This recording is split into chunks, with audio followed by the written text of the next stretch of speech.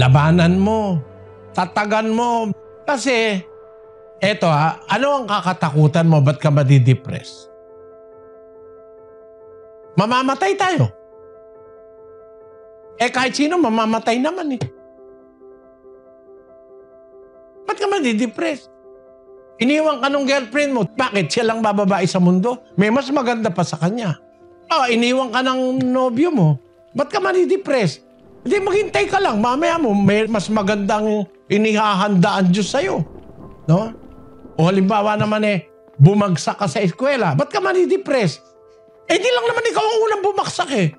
Sana, kung ikaw lang ang isang bumaksak, mag-iisip ako ng malalim. Bakit lahat ng tao pumasa? Ako lang ang bumaksak. Pero, bumaksak ka, madidepress ka. Hindi lang naman ikaw ang bumaksak. Napakarami nang nauna pa sa'yo. Hanggang ngayon, buhay pa rin sila. Hindi yung pagbagsak ang dapat na maging focal point ng buhay mo. Yung mga kabiguan sa buhay, sometimes, they are destined by God to happen to you to make you a better and a stronger person. 8:28 ng Roma. At nalalaman natin na ang lahat ng mga bagay ay nagkakalakip na gumagawa sa ikabubuti ng mga nagsisiibig sa Diyos, sa makatwid bagay niya ang mga tinawag alinsunod sa kanyang nasa. Lahat ng bagay, pagka ikaw sa Diyos talaga, lahat ng bagay gagawa sa ikabubuti mo. Your failures, your mistakes, your shortcomings, yung mga frustrations mo sa buhay, kaya ipinaintulot ng Diyos sa iyo yan para gawin kang mas mabuting person, to make you a better person. There are failures in life. May mga masasabi nating frustrations. Naranasan yan ng mga unang Kristiyano. Lahat ng persecutions, frustrations, mga pag-uusig, mga kaaway, bayaan mo sila.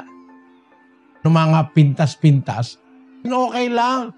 Kahit ano maranasan mo, ilagay mo sa isip mo, hindi ako mapapabayaan. Kaya lahat ng anxieties, ang sabi sa English, basahin natin yung unang Pedro 5:7.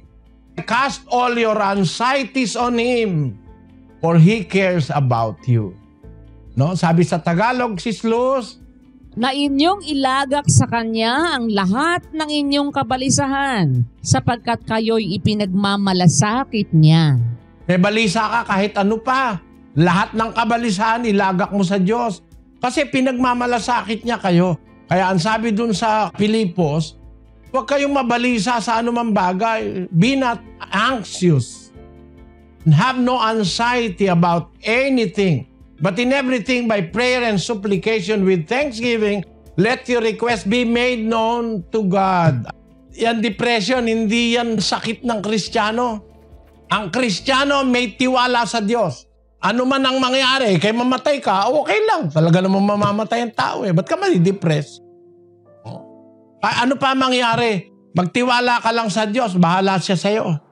Wala kang dapat alalahanin. Sabi ng Biblia, ilagak niyo sa Kanya ang inyong kabalisahan sapagkat kayo'y ipinagmamalasakit niya.